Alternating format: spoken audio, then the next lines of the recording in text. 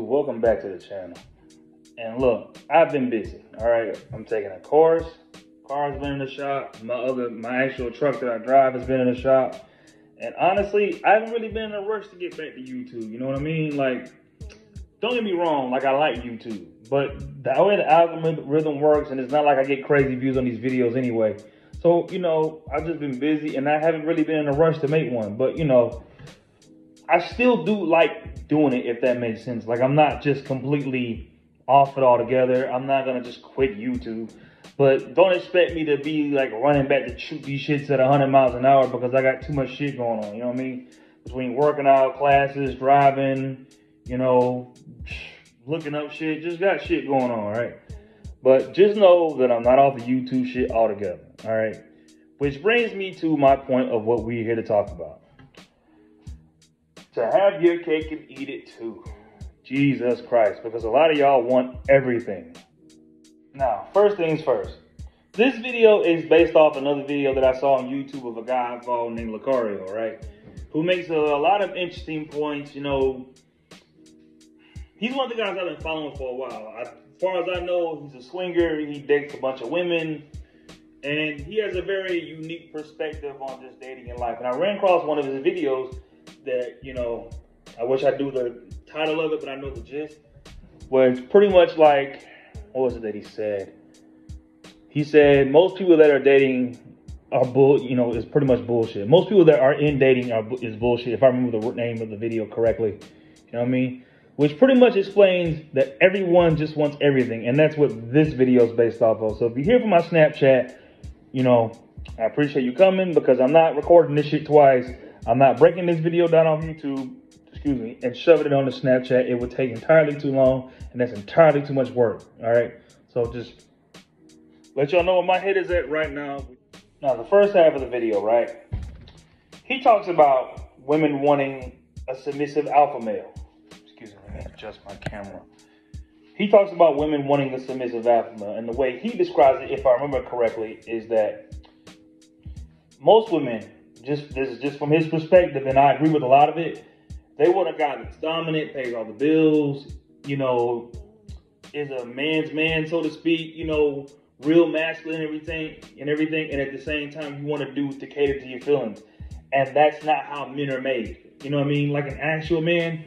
Like, okay, to be a dude, like to be a man for real, to be a solid, hardcore, you know, manly man, you can't necessarily cater to feelings. Not even necessarily that you can't, but you don't come with that built in, if that makes sense. Like, you know, being sensitive to feelings is something you have to learn. Like, you want to, a lot of y'all want a dude that's a dominant dude, and at the same time, you want him to be emotional, and the two don't mix or exist. I would even go as far to argue that you can't necessarily be too nice. Like, okay, you know the whole saying, nice guys finish last, right? That's a real thing. Because being too nice to a girl that you just meet, or just being too nice to a motherfucker that don't appreciate kindness, is a good way to get your heart stomped in. What I'm saying is this. It's a big difference between being a good guy and being sexually attractive, all right? You can be both people, but you can't be just a good guy, if that makes sense. And this is where a lot of y'all run into problems at, where it's like, you feel like because you're a good man that, you know, a woman should fuck with you just off the strength that you're a good man. And then you get angry at women for being attracted to the bullshit that they're attracted to. But those women are attracted to the bullshit that they're attracted to for a reason. Some girls, a good man is not actually their type. And you can't blame a motherfucker for liking the shit they like just based off the media and everything that's being put out there to us. Because you gotta think, right? I think when most men start dating, right, they date from the perspective of like the shit that's being pitched to us from the media. Meaning like, you know, throw a jacket over a puddle, hold doors open for a girl, be nice to her on the first date, you know, be a general good guy, pay for the first date, be a good person, right? And listen, those are all good morally, but there's a big difference between what's good morally and what actually works. The shit that's put out there in the media, all the good moral shit, the things that makes you a good man, you know, putting money in the collection plate in the church, you know, walking through the front door the first of the year for an old lady, helping an old woman cross the street, and the shit that makes women want to fuck. Big difference between the two. And a lot of the shit that's taught to you on that TV or just the things you listen to in the media is a lie. Look, if you realistically had to ask me, right, just what I know based off experience, most girls want both. Most girls want both sides. Because you gotta think, right? Say you get a wife, a kid, some kids in the family, you got a mortgage, you got bills. You know, more often than not, a woman, the majority of the housework and, you know, the kid rearing and everything, that falls on the woman. So you got this woman, you know, who begged and pleaded and screamed and cried, wanted to get off the market, get her husband, just wanted to get with somebody, wanted to get with a man, have a good home to come to, right? Not saying that a motherfucker don't want that, but what I'm saying is when a motherfucker don't necessarily want it like that, they want it, but they don't want the work that it comes with maintaining it. Because when you are a woman, you have kids, you have to take care of those kids every day. You know what I mean? You have to only sleep with your husband.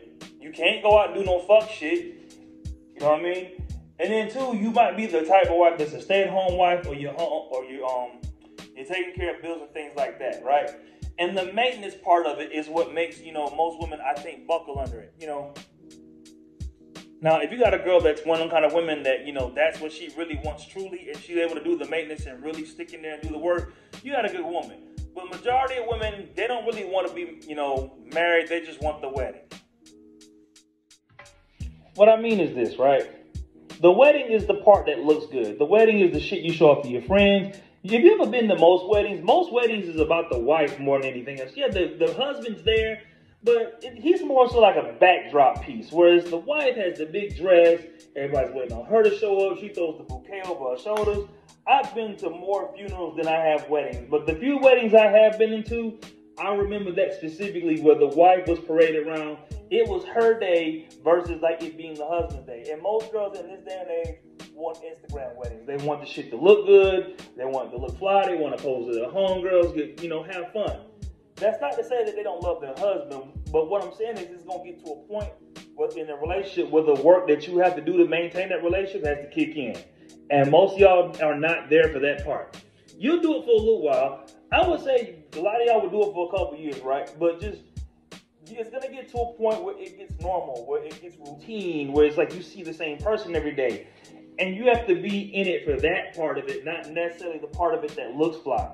Because what a lot of y'all want to do is you want that, but it's going to get to a point, I would say it may be 5 years, it may even be 10 years, it may take you 15 years. Well, you're going to want to go out and do some bullshit. Because living in a house with a man, it requires you to live within structure.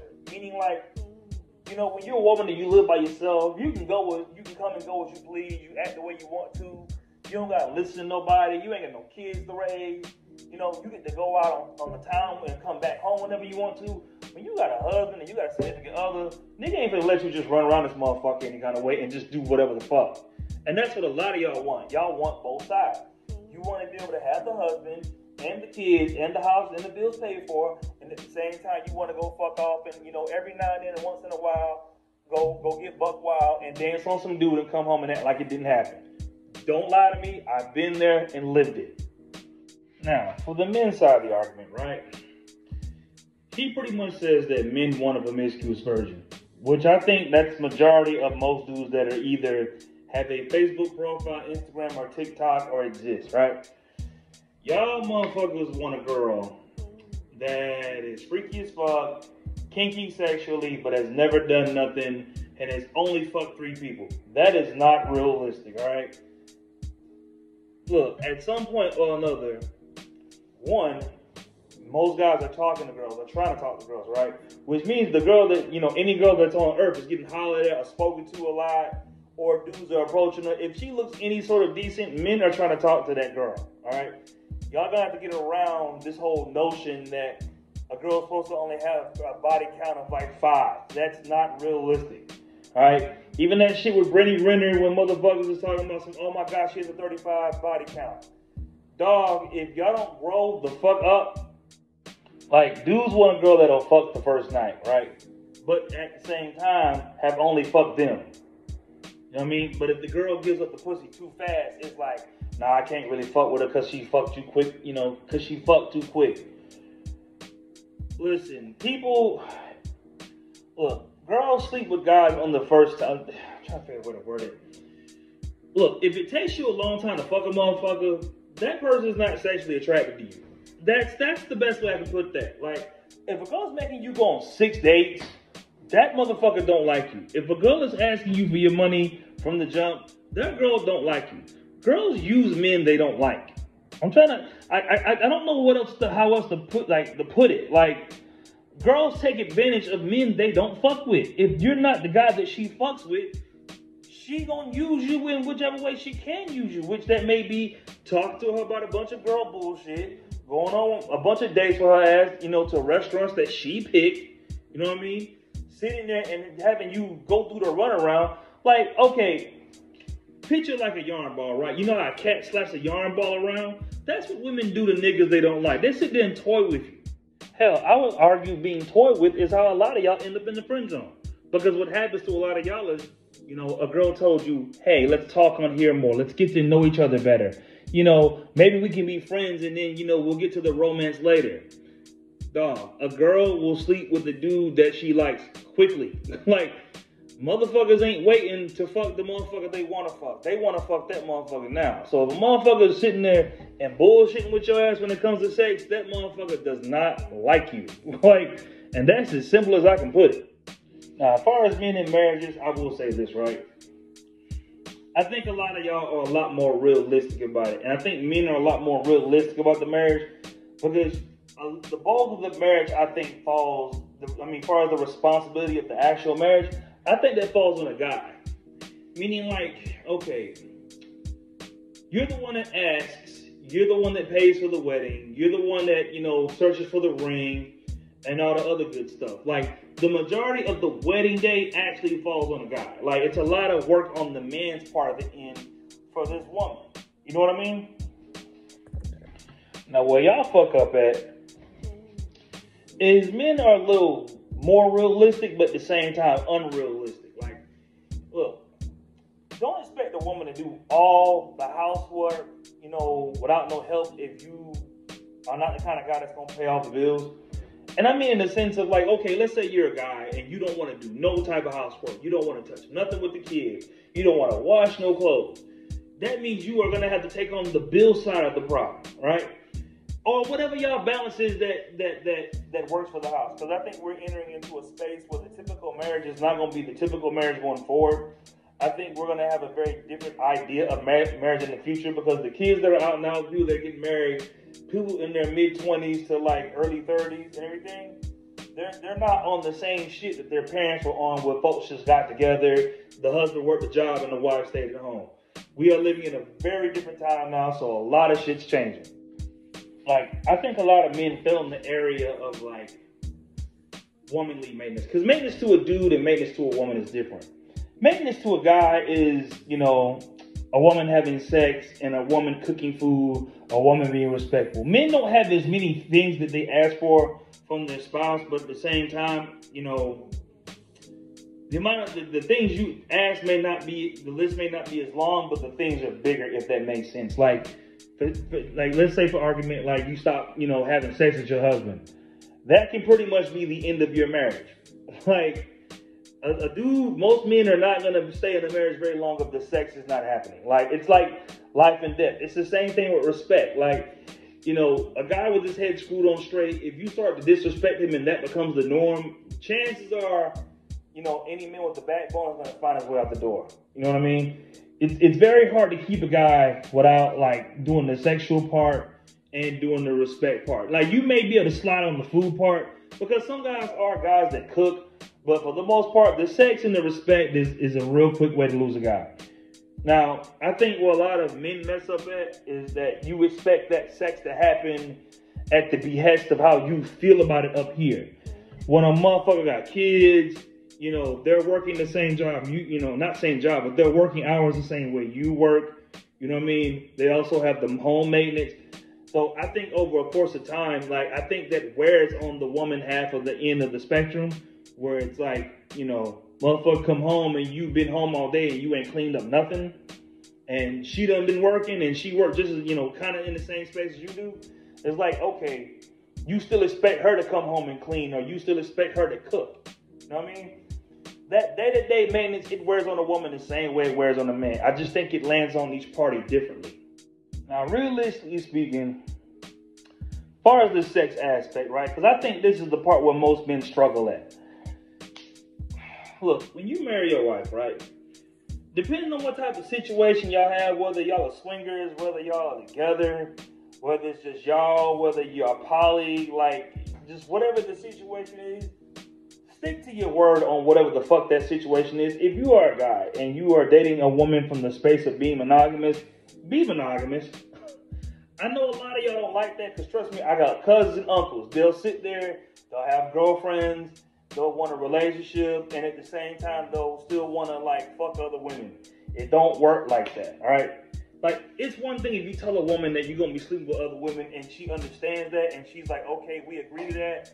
Or it's another thing if y'all are just dealing with other people outside the marriage and y'all both agree to that and that's your thing.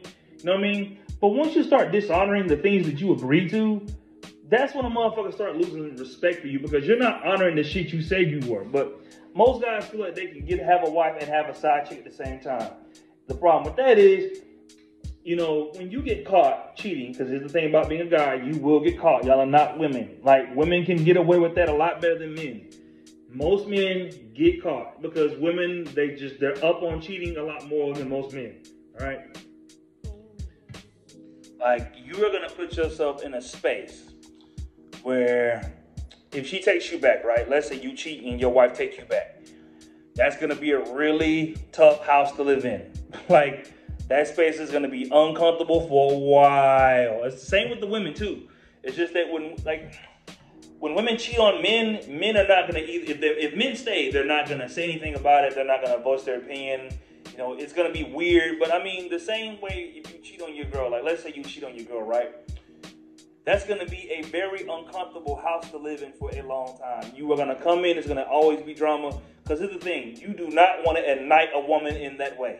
You do not want to ignite a woman in the sense of what her emotions get so erratic that she don't think twice about doing anything. Especially if you have any sort of weapons in the house or a gun. A girl will shoot you if you cheat on her and she gets her feelings triggered enough.